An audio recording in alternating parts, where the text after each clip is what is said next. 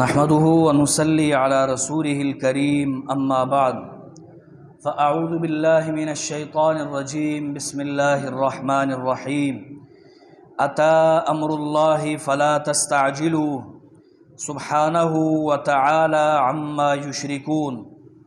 ہر قسم کی حمد و ثنا اللہ رب العالمین کے لیے ہیں، اور درود و سلام ہو امام الاولین والآخرین خاتم النبیین جناب محمد الرسول اللہ صلی اللہ علیہ وسلم کی ذات اقدس پر۔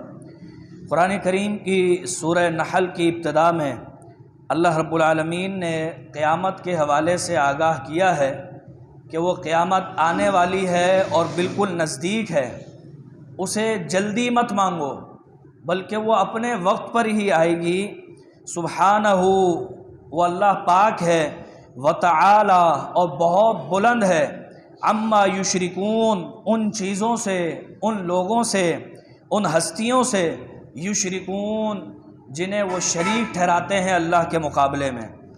اس سورہ مبارکہ میں اللہ رب العالمین نے جانوروں کے حوالے سے بیان کیا ہے کہ وَمَنَافِعُ وَمِنْهَا تَأْكُلُونَ، کہ یہ جانور ہم نے اس لیے بنائے ہیں تمہارے لیے تاکہ تم ان سے فائدہ حاصل کرو، سواری کا فائدہ، یا ان کی کھال سے جیسے پہلے کپڑے وغیرہ اور بہت سی چیزیں بنا کرتی تھیں، آج بھی بنتی ہیں، تو وہ استعمال کیا کرو۔ وَمِنْهَا تَأْكُلُونَ، اور وہ تمہارے کھانے کے لیے پیدا کیے گئے ہیں تاکہ وہ تم کھا سکو۔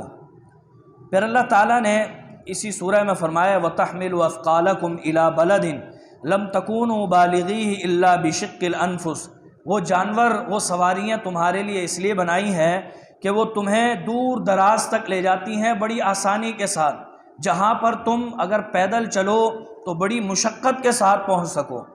پھر اللہ تعالیٰ نے ان سواریوں کا ذکر کیا، فرمایا والخیل، گھوڑے، والبغال، خچر، والحمیر، گدے، لترکبوها وزینہ، تم انہیں ایک تو خوبصورتی کے لیے اپنے پاس رکھتے ہو کہ سواریاں لوگوں کو پسند ہوتی ہیں، لترکبوها، اور تم اس پر سوار بھی ہوتے ہو۔ اور آگے اللہ تعالیٰ نے جو الفاظ ارشاد فرمائے ہیں اس میں آج کے موجودہ دور کی سواریوں کی پہلے سے اللہ تعالیٰ نے نشاندہی کی ہے، فرمایا وَيَخْلُقُ مَا لَا تَعْلَمُونَ، اس کے علاوہ اللہ اور سواریاں بھی پیدا کرے گا جو تم نہیں جانتے۔ یعنی 1450 سال پہلے صحابہ کو اللہ نے یہ فرما دیا کہ یخلق مضارع کا صیغہ ہے کہ آئندہ میں اور بہت سی سواریاں بناؤں گا جو تم ابھی نہیں جانتے۔ صحابہ کو جہاز کا کیا پتہ تھا؟ صحابہ کو کار کا اور بڑی بڑی عمدہ سواریوں کا کیا پتہ تھا؟ لیکن آج کے دور میں اللہ نے پہلے سے بتا دیا تھا۔ پھر اس سورہ مبارکہ میں اللہ تعالیٰ نے مزید اپنی قدرتوں کو بیان کر کے اللہ نے فرمایا ہے کہ وَإِن تَعُدُّوا نِعْمَةَ اللَّهِ لَا تُحْصُوهَا، تم اللہ کی نعمت کو شمار کرنا چاہو تو ایک نعمت کو بھی شمار نہیں کر سکتے۔ یہ نہیں کہا کہ تم نعمتوں کو شمار نہیں کر سکتے، بلکہ ایک نعمت کے کتنے فوائد ہیں۔ ابھی آج صبح سے لے کر میں اور آپ غور کریں کہ اللہ نے یہ جو ہمیں ہاتھ دیا ہے یہ ایک نعمت ہے، اس سے کتنے فائدے حاصل کیے ہیں، کیا چیز پکڑی ہے، کیا چیز دی ہے، کیا لی ہے، اس سے قرآن کھولا ہے، کیا جس کے پاس وہ نعمت نہیں ہے اس سے پوچھیں۔ فرمایا تم ایک نعمت بھی اس کے فوائد تم شمار نہیں کر سکتے۔ ان اللہ لغفور رحیم، اللہ تعالیٰ تو بہت زیادہ بخشنے والا مہربان ہے۔ پھر اس سورہ مبارکہ میں اللہ تعالیٰ نے نیک لوگوں کے اور برے لوگوں کے حوالے سے ان کی موت کے احوال بیان کیے ہیں۔ فرمایا الذین تتوفاہم الملائکۃ ظالمی انفسہم، جب فرشتے کسی ظالم کی روح قبض کرتے ہیں، فَأَلْقَوُا السَّلَامَ مَا كُنَّا نَعْمَلُ مِن سُوءٍ، تو اس کے آگے جب ہاتھ بڑھاتے ہیں تو وہ کہتا ہے بھائی ہمیں چھوڑ دو، ہم نے کوئی اچھے عمل نہیں کیے ہیں۔ بھلا ان اللہ علیم بما کنتم تعملون، اللہ تعالیٰ فرماتا ہے مجھے معلوم ہے کہ تم نے اچھے عمل نہیں کیے لیکن موت تو آنی ہے۔ فادخلوا ابواب جہنم، موت آتے ہی اللہ فرماتا ہے فادخلوا، اسے فوراً لے جاؤ اور اس کی قبر میں جہنم کے دروازے کھول دو۔ جس طرح احادیث میں وضاحت ہے کہ جو برا شخص ہوتا ہے منکر نکیر آ کر سوال کرتے ہیں، جواب نہ دینے پر لا لا لا ادری لا ادری، میں نہیں جانتا یہ کہنے پر اللہ تعالیٰ اس کی قبر میں جہنم کی کھڑکی، جہنم کے دروازے کھلوا دیتا ہے۔ تو اللہ تعالیٰ نے یہی الفاظ استعمال فرمایا، فادخلوا، اسے داخل کر دو ابواب جہنم خالدین فیہا، یہ ہمیشہ ہمیشہ اس میں رہے گا، فلبئس مثوى المتکبرین، وہ تو بہت ہی برا ٹھکانہ ہے تکبر کرنے والوں کے لیے۔ پھر اللہ تعالیٰ نے نیکی کرنے والوں کے بارے میں فرمایا ہے کہ ان کی دنیا بھی اچھی ہوتی ہے اور ان کی آخرت بھی بہتر ہوتی ہے، اور سب سے بہترین گھر، سب سے بہترین انجام کے اعتبار سے وہ تو متقین کا گھر جنت ہی ہے۔ اس جنت میں وہ ہمیشہ کے لیے داخل ہوں گے جس میں سے وہ نہریں بہتی ہیں، لہم فیہا ما یشاؤون، اور اس میں وہ چیزیں ہوں گی جو ان کی چاہت ہوگی۔ دنیا میں انسان کی، چاہے وہ بادشاہ بھی ہو، کتنا ہی بڑا تائکون ہو، اس کی بعض دفعہ چاہت پوری نہیں ہوتی۔ کیوں؟ کوئی نہ کوئی چیز ایسی آڑے آ جاتی ہے جو وہ پوری نہیں کر پاتا۔ کبھی کسی کا اسٹیٹس سامنے آ جاتا ہے، کبھی پیسے کی کمی اس کو جو ہے وہ اس کی تمنا پوری نہیں ہونے دیتی، لیکن فرمایا جنت میں جو وہ چاہیں گے وہ ملے گا انہیں، لا مقطوعۃ ولا ممنوعہ۔ ایک روایت، ایک آیت میں آتا ہے کہ وہاں پر کوئی بھی چیز ختم نہیں ہوگی۔ دنیا میں ہم کوئی تھوڑی سی مہنگا پھل لے لیں، یہ ڈر ہوتا ہے یار یہ ختم ہو جائے گا، کل بھی اور کھائیں گے، اسے رکھ لیتے ہیں۔ فرمایا لا مقطوعۃ، وہ ختم نہیں ہوگا، ولا ممنوعہ، اور نہ کوئی روکے گا۔ ہمیں تو آج کل آدھی سے زیادہ چیزوں نے، معاشرے کے لوگوں کو ڈاکٹر نے منع کر دیا، آپ کو شوگر ہے آپ کوئی فروٹ نہیں کھا سکتے، آپ کو بلڈ پریشر ہے لہذا آپ جو ہے یہ چیز بڑے کا گوشت نہیں کھا سکتے وغیرہ ذالک۔ لیکن فرمایا ولا ممنوعہ، وہاں پر کوئی رکاوٹ ہی نہیں ہوگی، اللہ کی طرف سے حکم ہوگا جو چاہے کھاؤ۔ لکم فیہا ما تشتہیہ الانفس، کون سی سورت ہے حافظ صاحب؟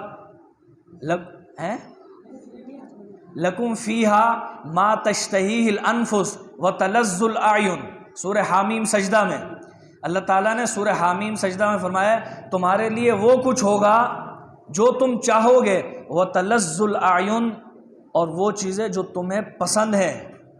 دنیا میں ہم دور دراز کا سفر کرتے ہیں کہ یار فلاں تاریخی مقام دیکھنے کے لیے جانا ہے، اور ناران کاغان کی وادیاں دیکھنے کے لیے جانا ہے، دیکھنے میں اچھی لگتی ہیں، ہزاروں لاکھوں روپے خرچ کر دیتے ہیں۔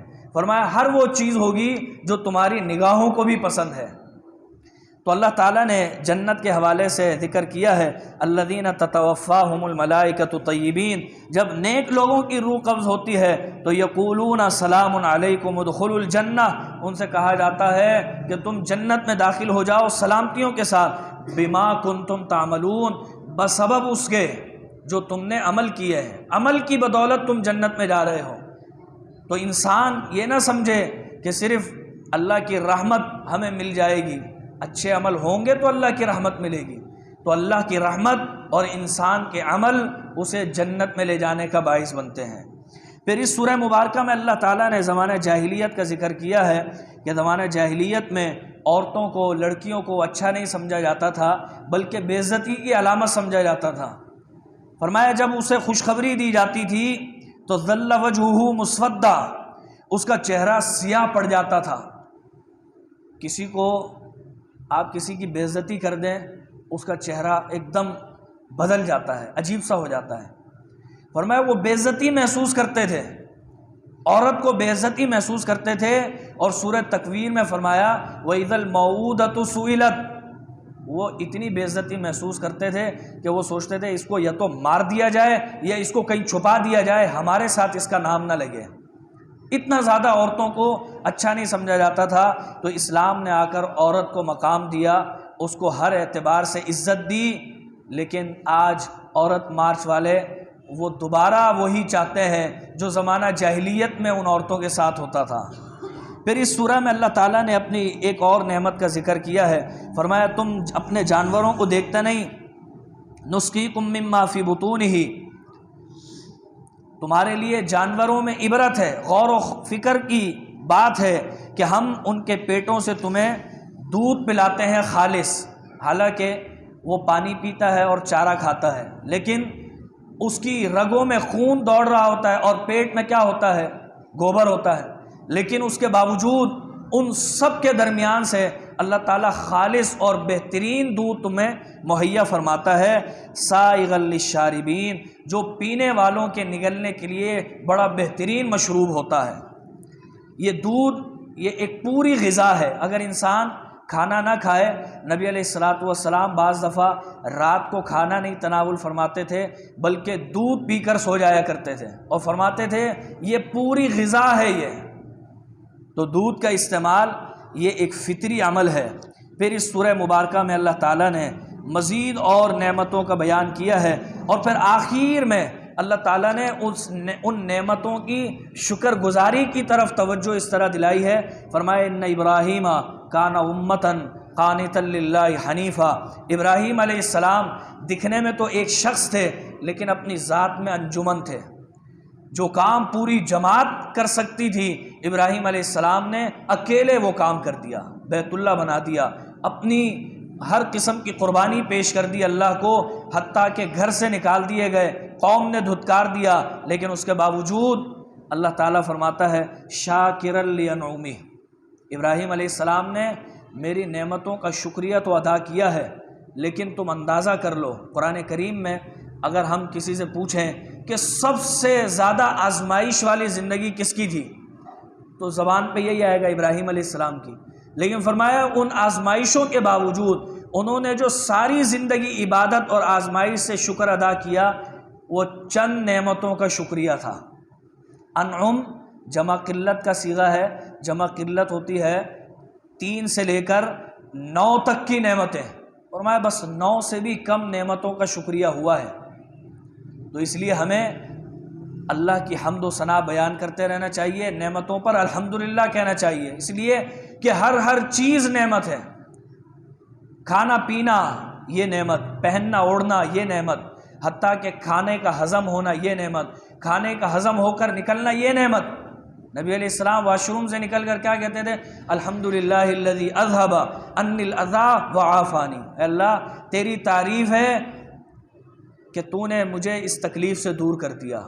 ان لوگوں سے پوچھے جن کا ایک دن کے لیے بھی یورین بند ہو جائے تڑپ کے رہ جاتے ہیں، تو یہ بھی ایک نعمت ہے۔ تو ہر نعمت پر شکریہ ادا کریں۔ پھر سورہ اسراء میں اللہ تعالیٰ نے پیغمبر علیہ السلام کے واقعہ معراج کو ابتدا میں بیان کیا ہے، جسے بہت لوگ انکار کرتے ہیں، لیکن اللہ تعالیٰ نے فرمایا سبحان الذی، بے عیب ہے وہ ذات، عیب تو اس کے لیے ہے جو یہ کام نہ کر سکتا ہو، لیکن اللہ تعالیٰ بے عیب ہے، سب کچھ کر سکتا ہے۔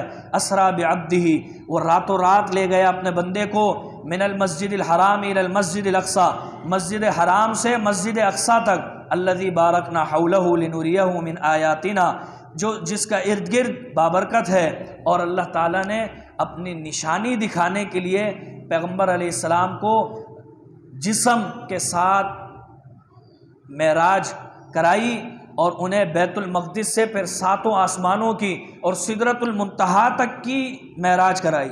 اس سورہ میں اللہ تعالیٰ نے یہ بھی فرمایا ہے ان ھذا القرآن یہدی للتی ہی اقوم، اگر کسی نے ہدایت اور رہنمائی لینی ہے تو وہ قرآن کریم سے لے، اس لیے کہ یہ قرآن کریم حقیقت میں رہنمائی کرنے والی ہے۔ پھر اس سورہ مبارکہ میں والدین کے حوالے سے ذکر ہے، اللہ تعالیٰ نے اپنی ربوبیت کے ساتھ والدین کا ذکر کیا ہے، فرمایا میرے علاوہ کسی کی عبادت نہیں کرنا، تمہارے رب نے یہ فیصلہ کر دیا کہ میرے علاوہ کسی کی عبادت نہیں کرنا اور والدین کے ساتھ احسان کرنا۔ اگر وہ کبر کو، بڑھاپے کو پہنچ جائیں تو پھر ان کے ساتھ اف تک بھی نہیں کہنا، ولا تنہرہما، انہیں جھڑکنے بھی نہیں، وقل لہما قولا کریما، ان سے بڑی عزت والی بات کرنی ہے۔ اور پھر آگے اللہ تعالیٰ نے قریبی رشتہ داروں کا بھی حق بتایا ہے کہ ان کا بھی حق ادا کرو، مسکین کا، مسافروں کا، اور پھر اللہ تعالیٰ نے مبذرین، شیطان کا چیلا بننے سے منع کیا ہے، اس لیے کہ جو کنجوس ہوتے ہیں اور جو شیطان کی راہ پر چلتے ہیں وہ شیطان کے بھائی ہوتے ہیں، اور شیطان تو اپنے رب کا بڑا ہی ناشکرا ہے۔ پھر اس سورہ مبارکہ میں اللہ تعالیٰ نے آدم علیہ السلام کی اولاد کو فرمایا وَلَقَدْ كَرَّمْنَا بَنِي آدم، ہم نے آدم کی اولاد کو عزت اور مقام بخشا ہے۔ لیکن آج کا آدم، آج کا انسان اپنی عزت کو نہیں پہچان رہا، بلکہ غیر اللہ کے آگے جھک کر اپنی عزت کو ملیا میٹ کر رہا ہے۔ اس سورہ مبارکہ میں اللہ تعالیٰ نے قرآن کریم کے حوالے سے فرمایا ہے کہ وَنُنَزِّلُ مِنَ الْقُرْآنِ مَا هُوَ شِفَاءٌ، ہم نے یہ قرآن نازل کیا ہے، یہ شفا ہے۔ ایک مقام پر اللہ تعالیٰ نے شہد کو بھی شفا کہا ہے۔ جو لوگ تعویذ گلے میں لٹکاتے ہیں وہ کہتے ہیں یہ شفا ہے، تو اللہ نے قرآن کریم میں شہد کو بھی شفا کہا ہے، تو شہد بھی لٹکانا چاہیے، لیکن نہیں لٹکاتے، کہتے شہد کھانے میں شفا ہے، تو قرآن پڑھنے اور اس پر عمل کرنے میں دلوں کی شفا ہے۔ پھر اللہ تعالیٰ نے چیلنج کیا ہے، فرمایا اس قرآن جیسا تم لاؤ اگر تمہیں ہمت ہے۔ فرمایا قُلْ لَئِنِ اجْتَمَعَتِ الْإِنسُ وَالْجِنُّ عَلَىٰ أَن يَأْتُوا بِمِثْلِ هَٰذَا الْقُرْآنِ، اگر جن و ان سب مل کر بھی اس جیسا قرآن لانے کی کوشش کریں، لا يَأْتُونَ بِمِثْلِهِ، اس جیسا قرآن نہیں لا سکتے۔ وَلَوْ كَانَ بَعْضُهُمْ لِبَعْضٍ ظَهِيرًا، اگرچہ وہ آپس میں ایک دوسرے کے معاون و مددگار ہی کیوں نہ بن جائیں۔ اللہ تعالیٰ سے دعا ہے کہ رب العالمین ہمیں قرآن کریم کے مطابق زندگی بسر کرنے کی توفیق دے، قرآن کریم پڑھنے، سمجھنے اور اس کے مطابق عمل کرنے کی توفیق دے۔ وآخر دعوانا ان الحمد للہ رب العالمین۔